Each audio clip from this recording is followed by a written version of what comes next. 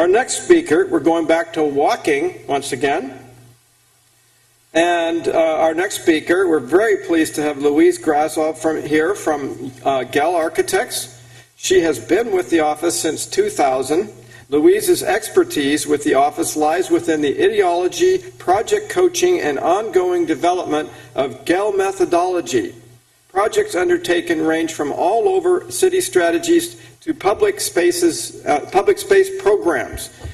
And if you didn't know Gehl Architects, it's from Copenhagen, not Seattle. So Louise has facilitated a variety of workshops dealing with urban planning issues, as well as the development and implementation of working methods for both local authorities and private entities. Her national and international experience in urban design includes urban quality analyses, development of strategy plans for existing cities and new town developments, public space plans, public space programs, and design guidelines.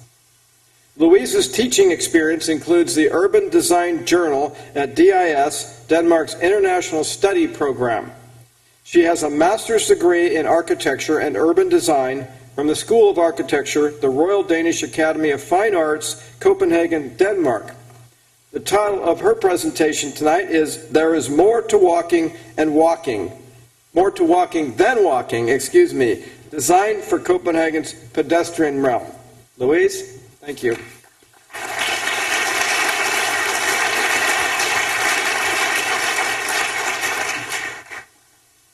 Thank you.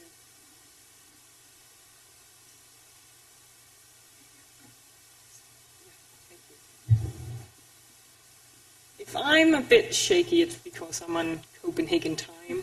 I arrived 24 hours ago, more or less, so I'm on 5 o'clock in the morning right now.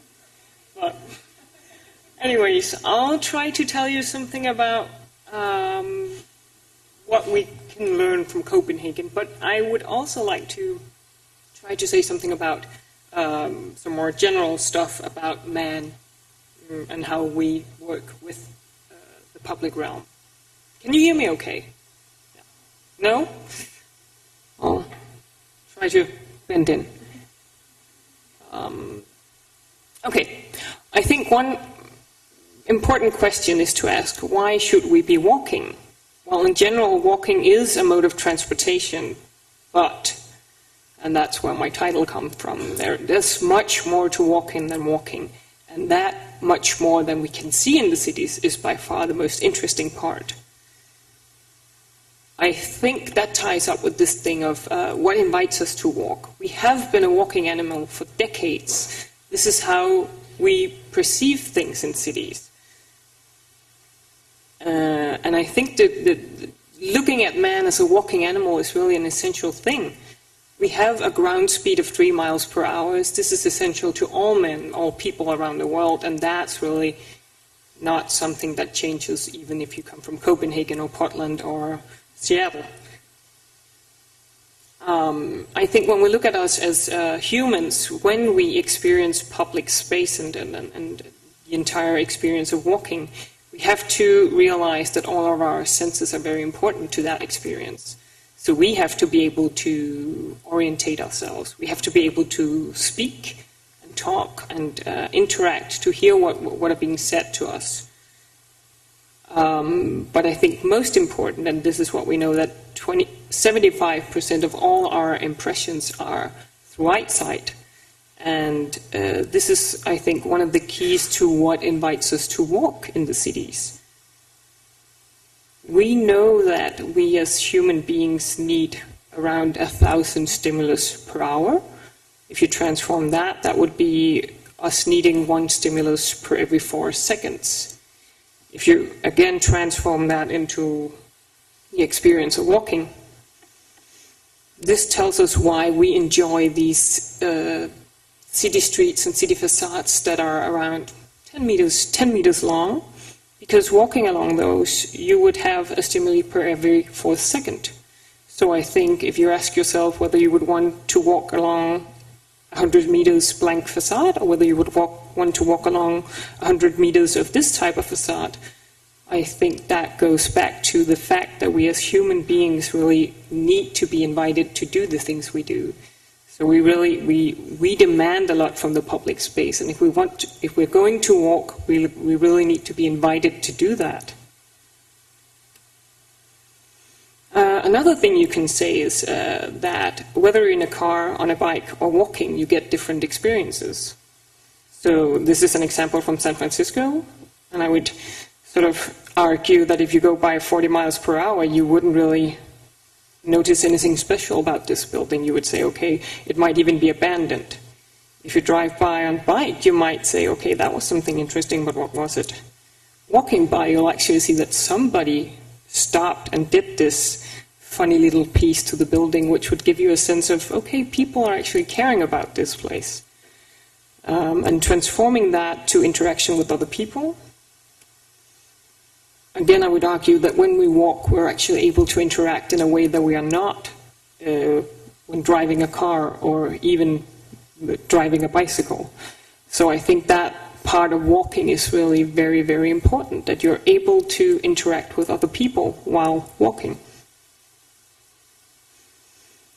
I would say something about the Copenhagen story, but very shortly. I think in the 50s, Copenhagen was a city center around 1 square kilometer, totally dominated by cars.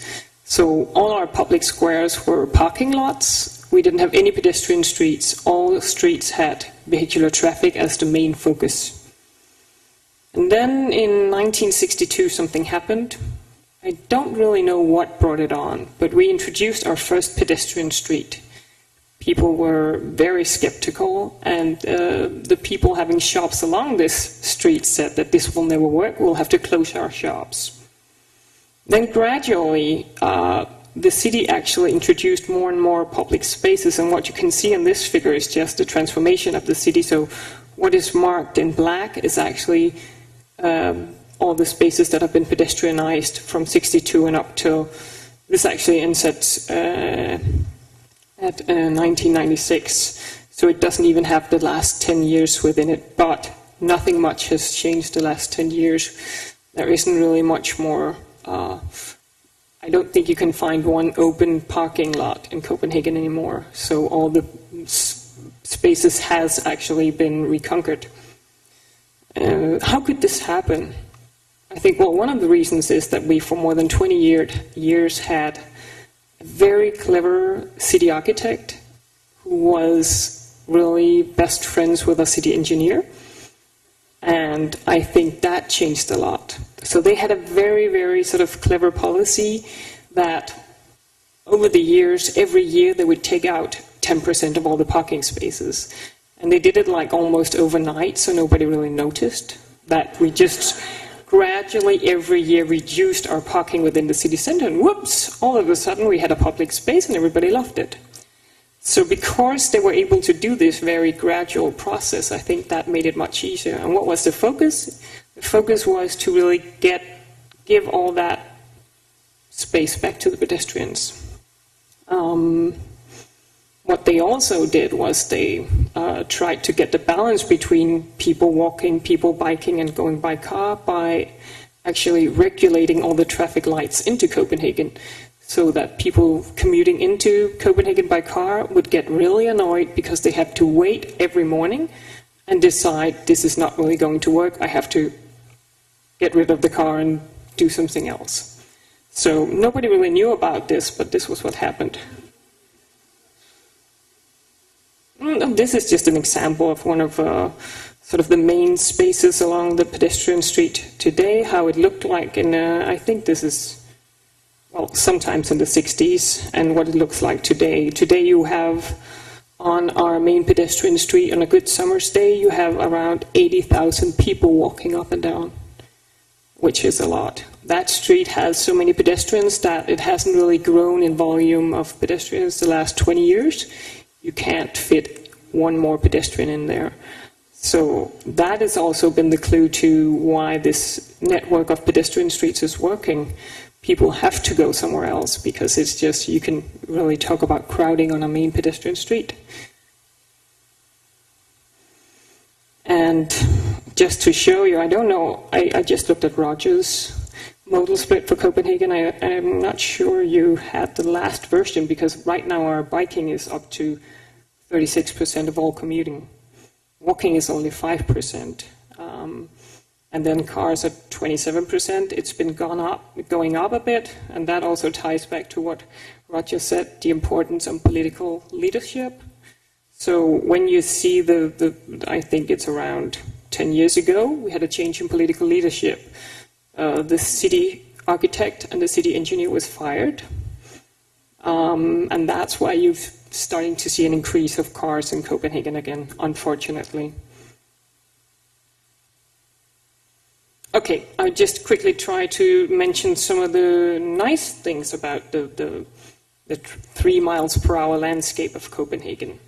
So I think one really important thing is the sidewalk, that we actually have a very sort of efficient sidewalk that has a clear zoning, so that along the facade, marked in cobblestones, you would have a zone for doing different things than walking. It could be sitting, it could be displaying things from your shop. But then we have like this concrete slabs that indicates where you can walk, and then another zone close to the road or the bicycle lane that would have like all the city furniture. And I think one thing that's really great about this, even though it's concrete, it's small concrete slabs, and every time one of them breaks, you can easily replace it. So you would always be able to very easily upgrade that, the accessibility on our sidewalks. Very simple system. What Copenhagen have been working on sort of very intensely is to really create the priority for pedestrians. So for an example, the introduction of every time you have a side street, one of the smaller ones, you would take the sidewalk across, and you would also take the bicycle track across. So you would actually get the car to really respect that this is priority for pedestrians and bikes. So the car has to really slow down and cross this, both the bicycle track and the pavement. Oops, sorry. Another thing I think that Copenhagen has, and that really invites us to walk, was this thing about the nice facade. So the many units, the level of detailing, but also how you can interact with the facade. That's really something I think that invites us to enjoy the pedestrian landscape, that if you get tired, you could just wait. You could sit on stairs or stand close to the facade. And that's also what we know, again, knowing from human beings. Nobody wants to stand in the middle of a space and not really relate to anything. Everybody wants to relate to something, for an example, a facade.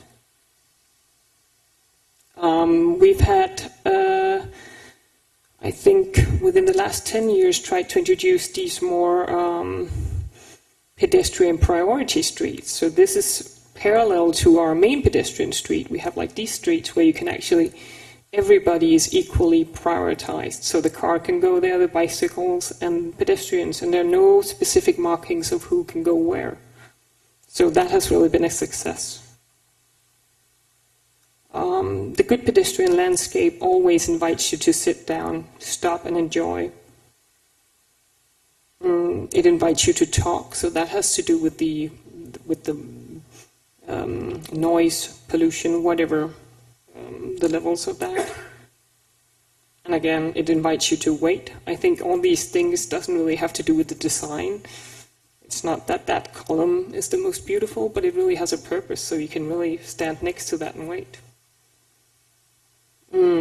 Again, a good pedestrian landscape can actually get the city to be a meeting place. So if you have like that opportunity, that's the good thing about walking. You can always stop and interact. And again, yeah, the interaction. You can interact, you can watch, you can enjoy. This is one of my favorite places of Copenhagen. So it's a square on the pedestrian main street that has a really nice design to it, and it's really used for a lot of different purposes. Yeah, the invitations to play, I think that's really, again, also what characterizes the Copenhagen pedestrian landscape, that it can do all of these things. So the much more to walking than walking, actually. I don't have to say anything about that one. Shortly, I'll say something about a bicycle network, because that's not, that hasn't been the main focus of Copenhagen. I think now it has become, and the city really wants to become a good bicycle city. But I think, and that ties a bit up with what Raj just said, that it's not necessarily because you have a good city for walking, you also have a good city for bicycling. But I think Copenhagen is at where it's at because it did all those things to get the good traffic balance. So it really started out with the pedestrian network. And because of that good network, we are now able to introduce a strong bicycle network. And hadn't we had that focus on pedestrians, I think it would be much harder to do this bicycle network. And I think this is a typical situation for Copenhagen. We have huge issues of crowding on the bicycle lanes because the bicycle lanes are too narrow. There are too many people biking. But it still feels safe enough for people to actually, have their kids bike on their own, or old people, or everybody can bike.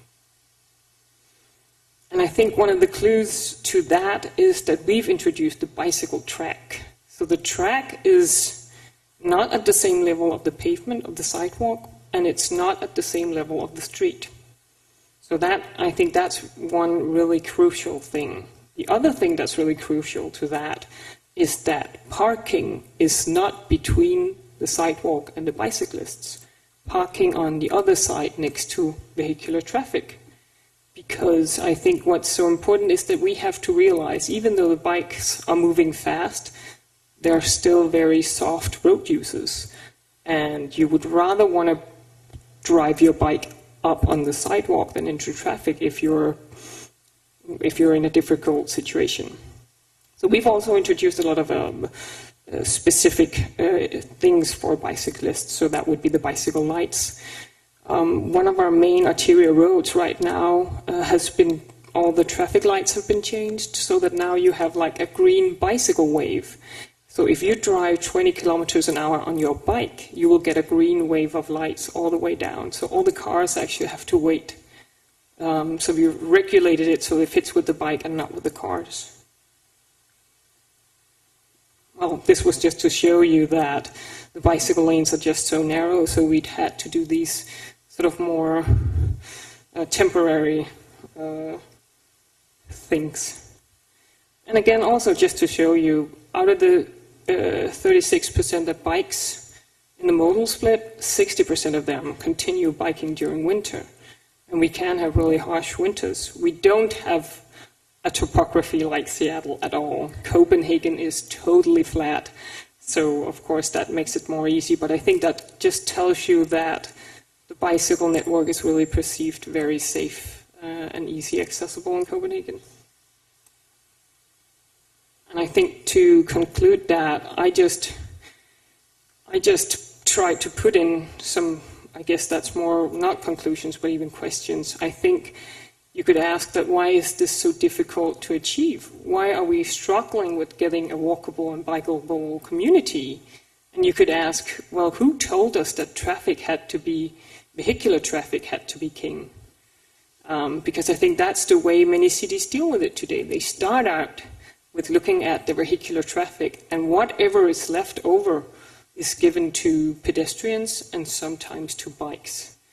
And I think that's a process that we really need to turn around. So when we look at traffic in cities, we should start from the facade and out. So we should really start with focusing on the pedestrians and the pedestrian network. And my argument would be, if you get that right, it will be much more easy to introduce a bicycle network. And then in the end, you could look at what's left for the vehicular traffic. Then I think it's really important, a lesson learned from Copenhagen, that the introduction of the bicycle track is really vital. If you want to invite other people than the fast commuters to get on the bike, you definitely have to secure that safety. So you shouldn't have bicycles amongst vehicular traffic. I think that's totally wrong. And that, I think, goes with my last point, the change of culture. And I think that really goes for Seattle, that riding a bike shouldn't be an elite sport for fast commuters. That should be a fantastic opportunity, a fantastic means of transportation, And that should invite everybody to go. And personally, I go by bike in Copenhagen every day. I have a child of 2 years old. He's on the bike. He's wearing a helmet. I haven't started yet. But I think that's really the way it should be. So I guess that concludes what I had to say from Copenhagen.